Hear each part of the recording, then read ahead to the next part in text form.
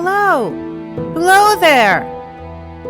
When he heard a voice thus calling to him, he was standing at the door of his box with a flag in his hand, furled round its short pole. One would have thought, considering the nature of the ground, that he could not have doubted from what quarter the voice came. But instead of looking up to where I stood at the top of the steep cutting nearly over his head, he turned himself about and looked down the line.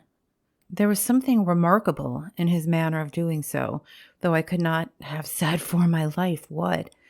But I know it was remarkable enough to attract my notice, even though his figure was foreshortened and shadowed down in the deep trench, and mine was high above him, so steeped in the glow of an angry sunset that I had shaded my eyes with my hand before I saw him at all.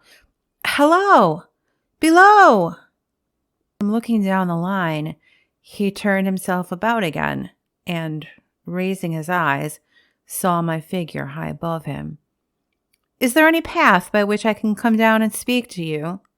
He looked up at me without replying, and I looked down at him without pressing him too soon with a repetition of my idle question.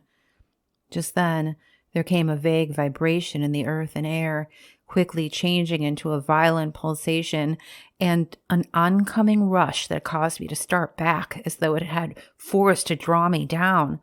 When such vapor as rose to my height from this rapid train had passed me and was skimming away over the landscape, I looked down again and saw him refurling the flag. I repeated my inquiry. After a pause, during which he seemed to regard me with fixed attention, he motioned with his rolled-up flag towards a point at my level, some 200 or 300 yards distant. I called down to him, "All right," and made for that point. There, by dint of looking closely about me, I found a rough zigzag descending path notched out, which I followed. The cutting was extremely deep and unusually precipitate. It was made through a clammy stone that became oozier and wetter as I went down. For these reasons, I found the way long enough to give me time to recall a singular air of reluctance or compulsion with which the man had pointed out the path.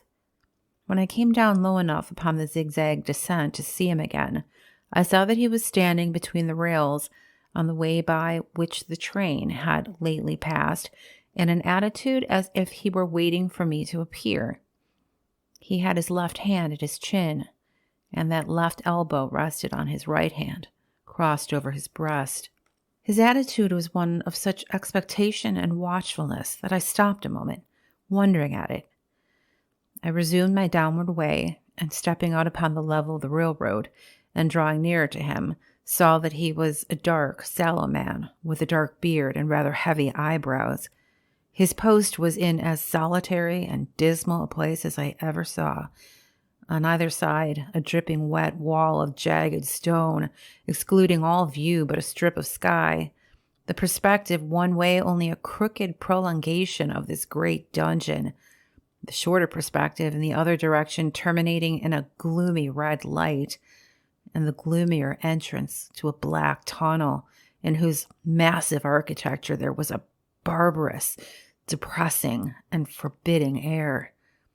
So little sunlight ever found its way to the spot that it had an earthy, deadly smell, and so much cold wind rushed through it that it struck a chill to me, as if I had left the natural world.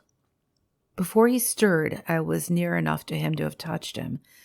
Not even then, removing his eyes from mine, he stepped back one step and lifted his hand. "This was a lonesome pose to occupy," I said, and it had riveted my attention when I looked down from up yonder. A visitor was a rarity, I should suppose. Not an unwelcome rarity, I hoped. In me, he merely saw someone who had been shut up within narrow limits all his life, and who, being at last set free, had a newly awakened interest in these great works. To such purpose, I spoke to him, but I am far from sure of the terms I used, for besides that I am not happy in opening any conversation, there was something in the man that daunted me. He directed a most curious look towards the red light near the tunnel's mouth, and looked all about it as if something were missing from it, and then he looked at me. That light was part of his charge, was it not? He answered in a low voice. Don't you know it is? The monstrous thought came into my mind as I perused those fixed eyes and the saturnine face that this was a spirit, not a man. I have speculated since whether there may have been some infection in his mind. In my turn, I stepped back, but in making the action, I detected in his eyes some latent fear of me, and this put the monstrous thought to flight. You look at me, I said, forcing a smile, as if you had a dread of me. I was doubtful, he returned, whether I had seen you before. Where? He pointed to the red light he had looked at. There? I said. Intently watchful of me, he replied, Yes. My good fellow, what should I do there? However, be that as it may, I never was there. You may swear. I think I may, he rejoined. Yes, I'm sure that I may. His manner cleared, like my own. He replied to my remarks with readiness and in well-chosen words. Had he much to do there? Yes, that was to say he had enough responsibility to bear, but exactness and watchfulness were what was required of him, and of actual work, manual labor, he had next to none. To change that signal, to trim those lights, and to turn this iron handle now and then was all he had to do under that head. Regarding those many long and lonely hours of which I had seemed to make so much, he could only say that the routine of his life had shaped itself into that form, and that he had grown used to it. He had taught himself a language down there, if only to know it by sight, and to have formed his own crude ideas of its pronunciation, could it be called learning. He had also worked at fractions and decimals and tried a little algebra, but he was, and had been as a boy, poor at figures. Was it necessary for him when on duty to always remain in that channel of damp air? Could he never rise into the sunshine from between those high stone walls? Why, that depended on times and circumstances. Under some conditions, there would be less upon the line than on others, and the same held good as to certain hours of the day and night. In bright weather, he did choose occasions for getting a little above these lower shadows, but being at all times liable to be called by his electric bell, and at such times listening for it with redoubled anxiety, the relief was less than I would suppose. He took me into his box, where there was a fire, a desk for an official book in which he had to make certain entries, a telegraphic instrument with its dial, face, and needles, and the little bell of which he had spoken. On my trusting that he would excuse the remark that he had been very well educated and, I hoped I might say without offense, perhaps educated above that station, he observed that instances of slight incongruity on such wise would rarely be found wanting among large bodies of men, that he had heard it was so in workhouses, in the police force, even in that last desperate resource, the army, and that he knew it was so more or less in any great railway staff. He had been, when young, if I could believe it, sitting in that hut, he scarcely could, a student of natural philosophy, and had attended lectures, but he had run wild, misused his opportunities, gone down, and never risen again. He had no complaint to offer about that. He had made his bed, and he lay upon it. It was far too late to make another. All that I have here condensed, he said in a quiet manner, with his grave, dark regards divided between me and the fire. He was several times interrupted by the little bell, and had to read off messages and send replies. Once he had to stand without the door and display a flag as a train passed and make some verbal communication to the driver. In the discharge of his duties, I observed him to be remarkably exact and vigilant, breaking off his discourse at a syllable and remaining silent until what he had to do was done. In a word, I should have set this man down as one of the safest of men to be employed in that capacity, but for the circumstance that while he was speaking to me, he twice broke off with a falling color, turned his face towards the little bell when it did not ring, opened the door of the hut, and looked out towards the red light near the mouth of the tunnel. On both of these occasions, he came back to the fire with the inexplicable air upon him which I had remarked, without being able to define, when we were so far asunder. Said I, when I rose to leave him, "You almost make me think that I have met with a contented man." "I believe I used to be so," he rejoined in the low voice in which he had first spoken. "But I am troubled. I am troubled." He would have recalled the words if he could. He had said them, however, and I took them up quickly. "With what? What is your trouble?" "It is very difficult to impart. It is very difficult to speak of.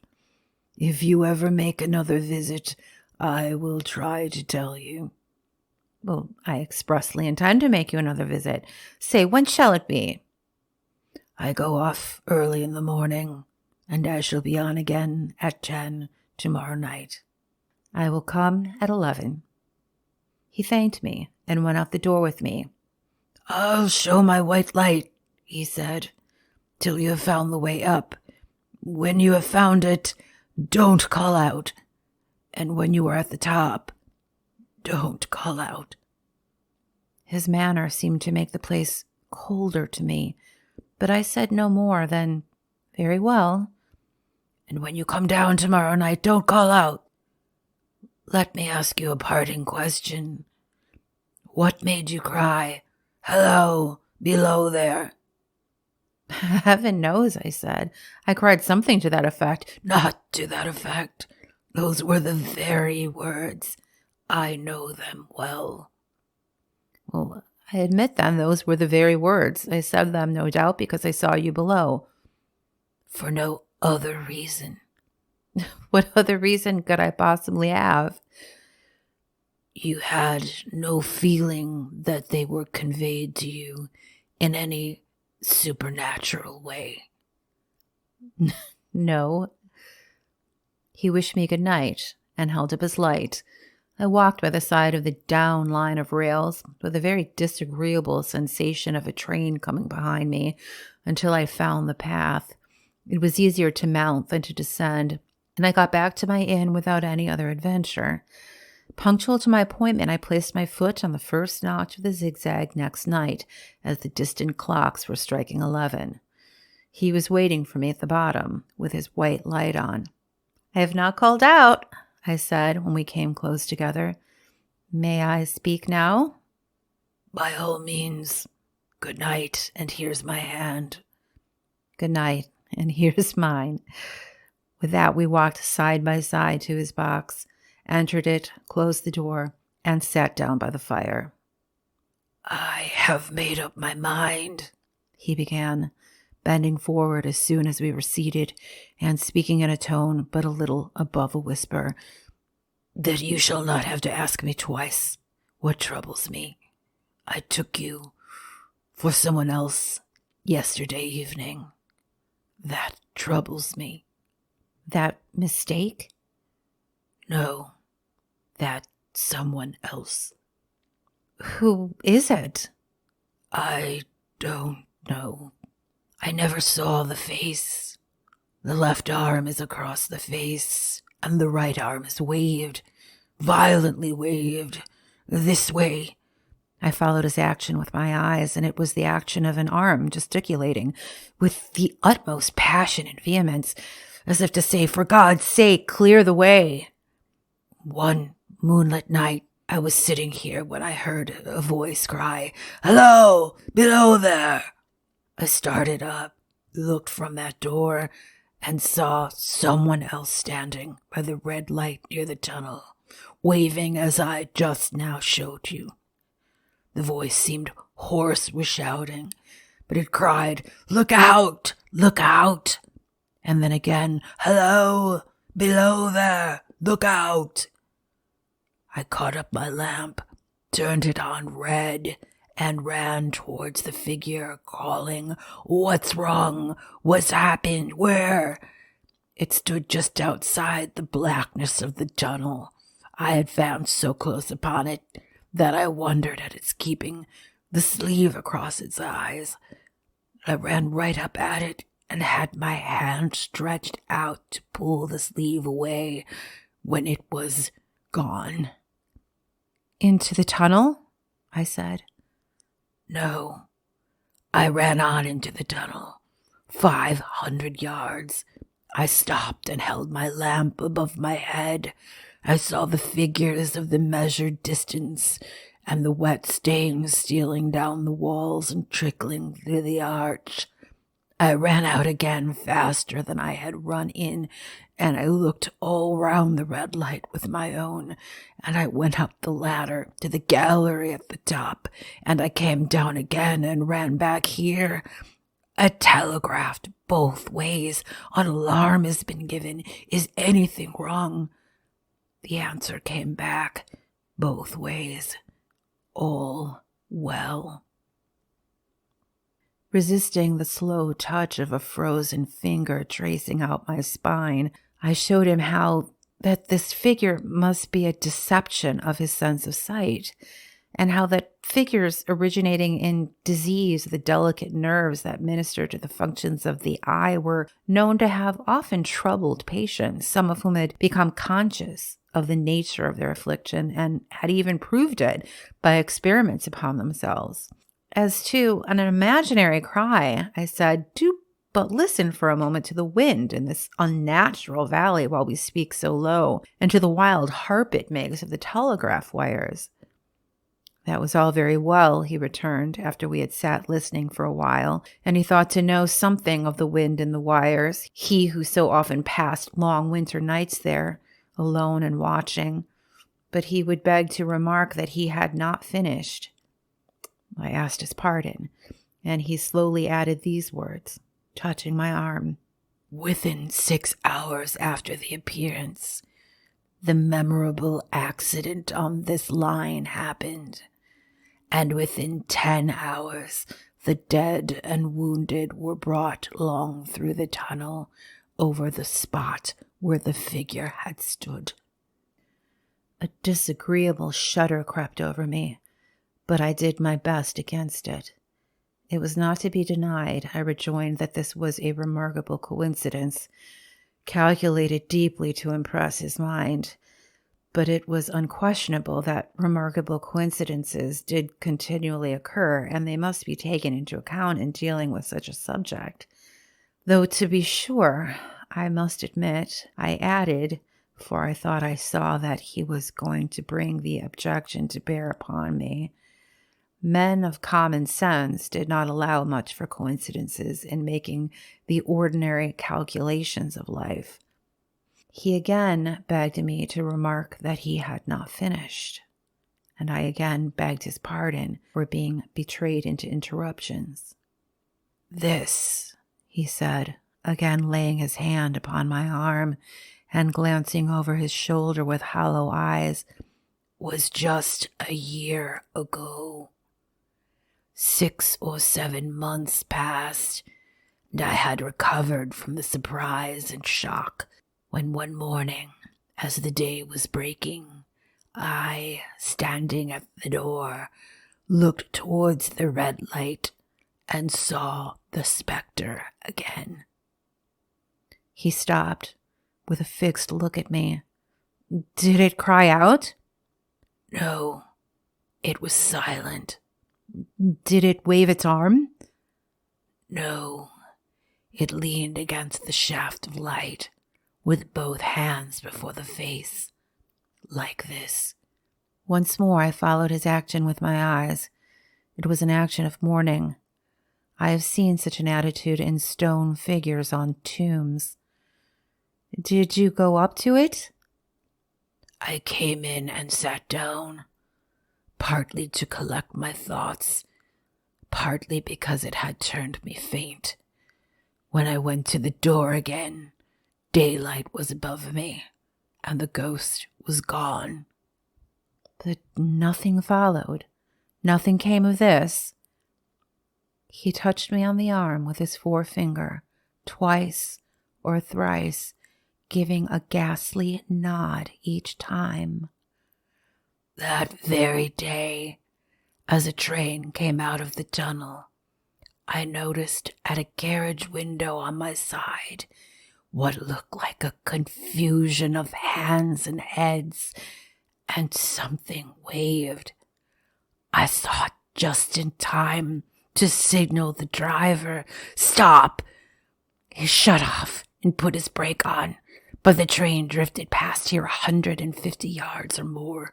I ran after it, and as I went along, heard terrible screams and cries. A beautiful young lady had died instantaneously in one of the compartments and was brought in here and laid down on this floor between us. Involuntarily, I pushed my chair back as I looked from the boards at which he pointed to himself. True, precisely as it happened, so I tell it you. I could think of nothing to say to any purpose, and my mouth was very dry. The wind in the wires took up the story with a long, lamenting wail. He resumed, "Now, mark this, and judge how my mind is troubled. The spectre came back a week ago. Ever since it has been there, now and again, by fits and starts. At the light? At the danger light." What does it seem to do? He repeated, if possible, with increased passion and vehemence, that former gesticulation of, "For God's sake, clear the way." And then he went on, "I have no peace or rest for it. It calls to me for many minutes together in an agonized manner. 'Below there, look out, look out.' It stands waving to me. It rings my little bell." "Did it ring your bell yesterday evening when I was here, and you went to the door?" He nodded. "Why, see," said I, "how your imagination misleads you. My eyes were on the bell, and my ears were open to the bell, and if I am a living person, it did not ring at those times. No, nor at any other time, except when it was rung in the natural course of physical things by the station communicating with you." He shook his head. "I have never made a mistake as to that yet.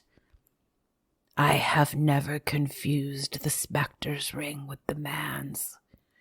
The ghost's ring is a strange vibration in the bell that it derives from nothing else, and I have not asserted that the bell stirs to the eye. I don't wonder that you fail to hear it, but I heard it." "And did the spectre seem to be there when you looked out?" "It was there." "Both times?" He repeated firmly. "Both times." "Will you come to the door with me and look for it now?" He bit his lip, as though he were somewhat unwilling, but he arose. I opened the door and stood on the step while he stood in the doorway. There was the danger light. There was the dismal mouth of the tunnel. There were the high, wet stone walls of the cutting. There were the stars above them. "Do you see it?" I asked him, taking particular note of his face. His eyes were prominent and strained, but not very much more so, perhaps, than my own had been when I had directed them earnestly towards the same spot. "No," he answered, "it is not there." "Agreed," said I. We went in again, shut the door, and resumed our seats.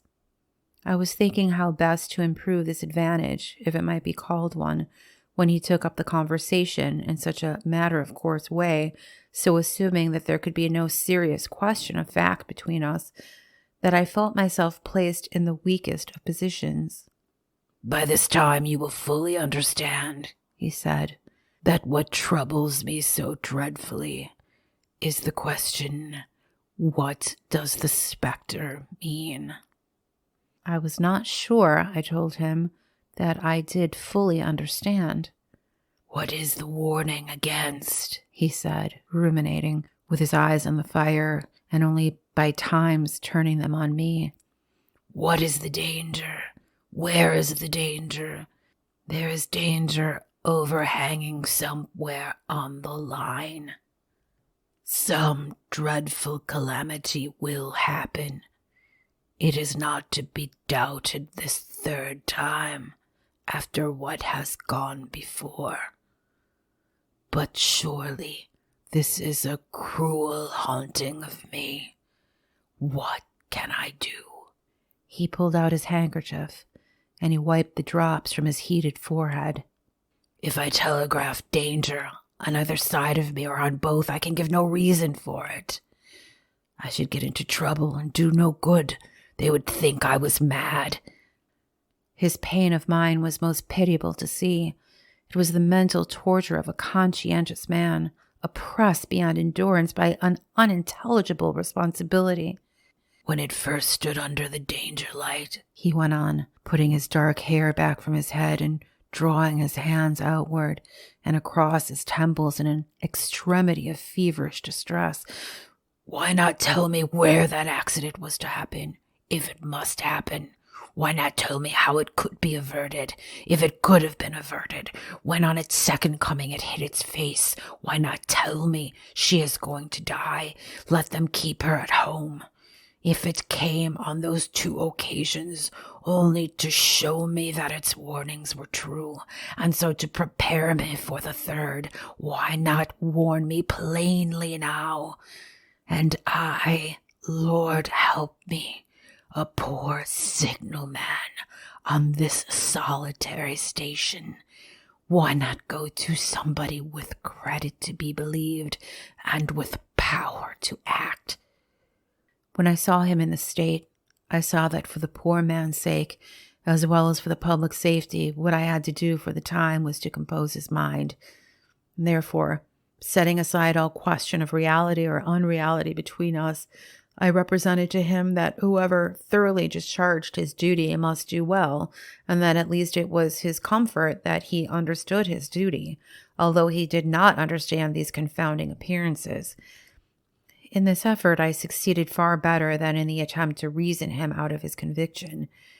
He became calm. The occupations incidental to his post as the night advanced began to make larger demands on his attention, and I left him at 2 a.m. I had offered to stay through the night, but he would not hear of it. That I more than once looked back at the red light as I ascended the pathway, that I did not like the red light, and that I should have slept but poorly if my bed had been under it, I see no reason to conceal. Nor did I like the 2 sequences of the accident and the dead girl. I see no reason to conceal that either. But what ran most in my thoughts was the consideration how I ought to act, having become the recipient of this disclosure. I had proved the man to be intelligent, vigilant, painstaking, exact. But how long might he remain so, in his state of mind? Though in a subordinate position, still he held a most important trust. And would I, for instance, like to stake my own life on the chances of his continuing to execute it with precision? Unable to overcome a feeling that there would be something treacherous in my communicating what he had told me to his superiors in the company, without first being plain with him and proposing a middle course, I ultimately resolved to offer to accompany him, otherwise keeping his secret for now, to the wisest medical practitioner we could hear of in these parts, and to take his opinion. A change in his time of duty would come round next night, he had apprised me, and he would be off an hour or 2 after sunrise, and on again soon after sunset. I had appointed to return accordingly. Next evening was a lovely evening, and I walked out early to enjoy it. The sun was not yet quite down when I traversed the field path near the top of the deep cutting. I would extend my walk for an hour, I said to myself, Half an hour on, half an hour back, and it would be then time to go to my signalman's box. Before pursuing my stroll, I stepped to the brink and mechanically looked down from the point from which I had first seen him. I cannot describe the thrill that seized upon me when, close at the mouth of the tunnel, I saw the appearance of a man with his left sleeve across his eyes, passionately waving his right arm. The nameless horror that oppressed me passed in a moment, for in another moment I saw that this appearance of a man was a man indeed, and that there was a little group of other men standing at a short distance, to whom he seemed to be rehearsing the gesture he made. The danger light was not yet lighted. Against its shaft, a little low hut, entirely new to me, had been made of some wooden supports and tarp. It looked no bigger than a bed. With an irresistible sense that something was wrong, with a flashing, self-reproachful fear that fatal mischief had come of my leaving the man there and causing no one to be sent to overlook what he did, I descended the notched path with all the speed I could make. "What is the matter?" I asked the men. "Signalman killed this morning." "Not the man belonging to that box. Not the man I know." "You will recognize him if you knew him," said the man who spoke for the others, solemnly uncovering his own head and raising an end of the tarp, "for his face is quite composed." "Oh, how did this happen? How did this happen?" I asked, turning from one to another as the hut closed in again. "He was cut down by an engine. No man in England knew his work better, but somehow he was not clear of the outer rail. It was just a broad day. He had struck the light and had the lamp in his hand. As the engine came out of the tunnel, his back was towards her, and she cut him down. That man drove her, and he was just showing how it happened. Show the lady, Tom." The man, who wore a rough, dark dress, stepped back to his former place at the mouth of the tunnel. "Coming round the curve in the tunnel," he said. "I saw him at the end, like as if I saw him come down a perspective glass. There was no time to check speed, and I knew him to be very careful. As he didn't seem to take heed of the whistle, I shut it off when we were running upon him. I called to him as loud as I could call." "What did you say?" "I said, 'Below there, look out! Look out! For God's sake, clear the way!'" I started. Oh, it was a dreadful time. I never left off calling to him. I put this arm before my eyes to not see it, and I waved this arm to the last, but it was no use. Without prolonging the narrative to dwell on any one of its curious circumstances more than any other, I may, in closing, point out the coincidence that the warning of the engine driver included not only the words which the unfortunate signalman had repeated to me as haunting him, but also the words which I myself, not he, had attached, and that only in my own mind, to the gesticulation he had imitated.